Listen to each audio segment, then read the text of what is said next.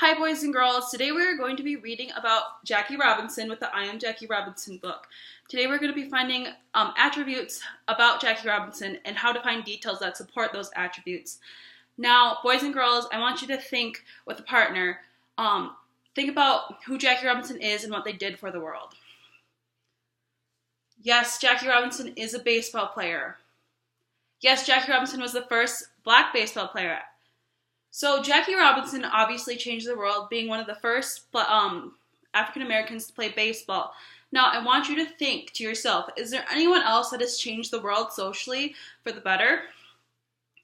Martin Luther King, Michelle Obama, those are great examples, boys and girls. So now, I want you to think with a partner, what are attributes? Yes, they're a quality about someone, good job.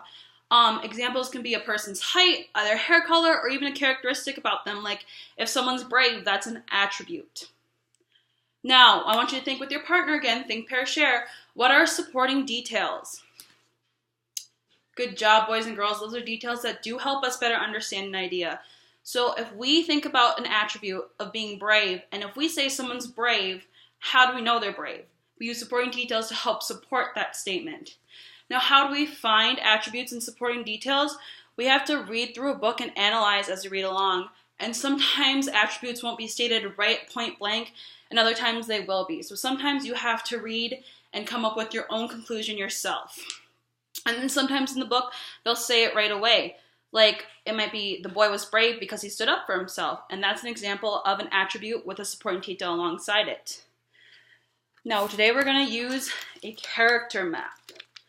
So we'll put the person right here, and I'm going to do a person that we've talked about before, Abraham Lincoln, and we're going to put his name right here. And when we find an attribute about him, we're going to put him right over here. So I'm going to put the attribute courageous right here, boys and girls. And now I need to think of a supporting detail to help support the idea that Abraham Lincoln was a courageous person.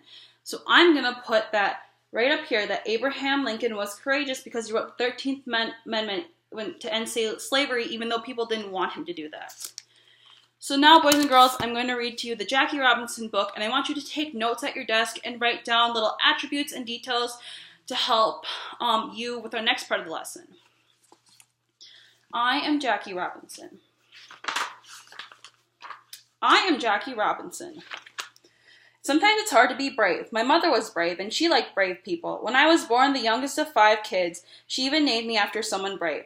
But having a brave name doesn't make you a brave person. In fact, as a kid, I didn't like sleeping alone. I used to sleep in my mom's bed. Even when she tried to bribe me, I wouldn't leave. One of my scariest moments came when I was 8 years old. I was outside and a girl from across the street called me a terrible name. I was so mad I yelled the name right back at her. Her father came running immediately. He didn't like it that a black boy was standing up to his white daughter. We were the only black family on our block. I don't remember who threw the first rock, but the fight was on, me versus her dad. I had a good arm, but no one wins in a rock fight. Eventually the girl's mother came out and broke it up. Like I said, the world can be a scary place. But even as a kid, there was one thing that would always made me brave. Sports. And winning at sports. Okay, that's 2 things. I loved playing everything. Baseball, football, basketball, soccer, marbles, even dodgeball. All the kids would get in a circle. White, black, Hispanic, Asian. We all played together. The rules were simple. If the ball hit you, you were out. I duck, jump, leap, and of course throw and throw and throw. They weren't, by the time I was done, I'd be the last one standing, but the truth was, they weren't mad at me for winning. They appreciated the skill it took. Those childhood games were some of the only times I wasn't judged by the color of my skin. Still, that didn't make all of my problems go away. At the local public pool in Brookside Park, you could only go swimming if you were white. If your skin was black, they locked you out. When people complained, they gave us one day each week, Wednesday. Every Wednesday from 2 to 5 p.m., they'd open the pool to anybody black, Mexican, or Asian. So, how do you when you feel like you're fighting the entire world? My mother, who worked as a maid, showed me the answer. Back then, we weren't so poor. We sometimes only ate 2 meals a day. To help us out, every Saturday night, the local bakery would let us take their leftovers. And the milkman, back when milk was delivered to your house, would give us whatever extra he could. We weren't the only ones struggling for money, my mom took all the extra food and shared it with all our neighbors. That's how we got to be friends with everyone in the neighborhood. It was one of my mom's best lessons. When you do something good, it brings out the good in others. Plus, the more our neighbors got to know us, the more they realized just how much black and white people were alike. I learned a similar lesson from a local mechanic named Carl Anderson. He saw a group of boys I used to hang out with. We called ourselves the Pepper Street Gang. We were a bunch of poor kids. For fun, we'd throw dirt clods at cars and swipe golf balls from the local course. When he saw that we were doing, Mr. Anderson took me aside. He didn't lose his temper. Calm as he could, he told me, "Jackie, I know why you're following the crowd. You're afraid you'll think that you're different or chicken. But it doesn't take guts to follow the crowd. Courage comes from being willing to be different." What Mr. Anderson said that day got to me. With the help of my pastor, I stopped hanging out with the gang. From there on, I threw myself even deeper into my favorite activity, sports, and winning at sports, especially baseball. As a teenager, I could run so fast, a local reporter noticed that in nearly every game I stole second, third, and home at least once. In college, I became the first UCLA athlete ever to letter in 4 sports in the same season: baseball and football and basketball and track. But the same problems kept coming back. When the college newspaper wrote a nice article about me, one of my own white teammates purposely smashed into my leg, trying to injure me. He was mad that the article said something nice about a black person. By the time I got out of the army, it didn't matter that I was the best athlete in the country. If you wanted to play professional sports, you had to be white. Back then, if you were the world champs, it meant you were the white champs. In all the Major League Baseball, not a single team had even one black player. Oh, did I mention that if you were on a black team, the pay was worse, the food was worse, and sometimes the only place to sleep was on the bus. Thanks to the man named Branch Rickey. Rickey was the president of Brooklyn Dodgers, one of the most popular baseball teams ever. With so many players fighting in the World War II, Rickey had a plan for filling the team. After searching all across the United States and the world, Rickey Branch found me.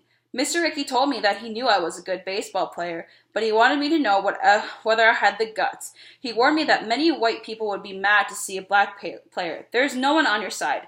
No owners, no umpires. Loads of players and spectators will yell at you. Pitchers will throw baseballs at your head. But no matter what they do, if you get angry, it'll look like you can't handle it. Can you handle it? On April 18, 1946, at 27 years old, I was given my shot. At Roosevelt Stadium in New Jersey City, New Jersey, I played my first official game for the Montreal Royals, the Brooklyn's farm team. Thousands of black spectators had come to see what I could do. Thousands of white people were there too, convinced that a black player couldn't possibly be as good as a white one. It was up to me to prove them all wrong. You better believe I was terrified. I didn't want to let people down. Then at 3:04 p.m. in the first at-bat, I was thrown out at first. The next time I came up was in the third inning. There was 2 men on the base, and the pitcher decided to throw a fastball. I still can see it coming, chest high down the middle, but this time, crack! When the ball finally landed 340 feet away in the left field stands, no one could say that a black player can't play as well as a white man. Some call it a home run, others call it history. That afternoon, in 5 at-bats, I hit and got on base 4 times. I stole second twice, and I scored 4 runs.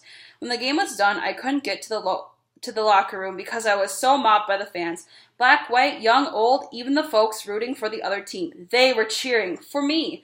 Still, that didn't mean it was easy. When I was starting to play for the Brooklyn Dodgers, lots of players didn't want me there. Pitchers threw fastballs at my head. Runners stepped on me with their cleats. Catchers even spit on my shoes. And they weren't just coming after me. They told me that if I kept playing, they'd hurt my son. Was I mad? Yes. Was I scared? Yes. But I never let it get to me. Game after game, I kept playing, knowing I wasn't just playing for myself. Each time, more and more, people black and white were cheering. In the stands, fans wore, "I'm for Jackie," and slowly and eventually, we were all playing together. In no life, people tried to scare me. They tried to stop me. They wanted to make me go away. Why? Because I was different. Each time I wanted to fight back. For real change to come, you need to lead by example. Becoming a leader takes bravery, but remember this, no one is born brave. No matter how big or small you are, there will always be things that scare you. It's okay to be afraid, just don't let it stop you. There is real power in each and every one of us. Use that power to do what's right. Use the power for a cause that you believe in, and most of all, use that power to lead and help others. All right, boys and girls, now we are going to find attributes that support Jackie Robinson and details that you found to support the attributes that we found about Jackie Robinson. So now, using our character map, I'm going to write Jackie Robinson. Does anyone remember where I write Jackie Robinson, the name? Good job. In the middle. That's right. And we put his name in the middle because this character map is about him. Now, I want you to think, pair, share with your partner. What are some attributes that support Jackie Robinson? Athletic, brave, courageous, patient. Those are all good, boys and girls. What I'm going to do is I'm going to write activist. I'm going to write activist right over here. Now, do you guys know what an activist is? They are someone that changes the world socially to try to make the world a better place. Now, I want you to think, pair, share with your partner again, and think about a supporting detail that we can put right here that supports the idea that Jackie Robinson is an activist. When it was easy for Jackie Robinson to give up, he decided to keep going because he wanted to take a stand. He was the first African-American baseball player. Good job. Now, I'm not going to write any of these down, boys and girls. I want you to write them down right here. And then I need you to find one more attribute that supports the idea that Jackie Robinson is an activist. And then for your independent work, I want you to find one or two more attributes that support Jackie Robinson and what he's about. And then with those attributes, you need to find two supporting details.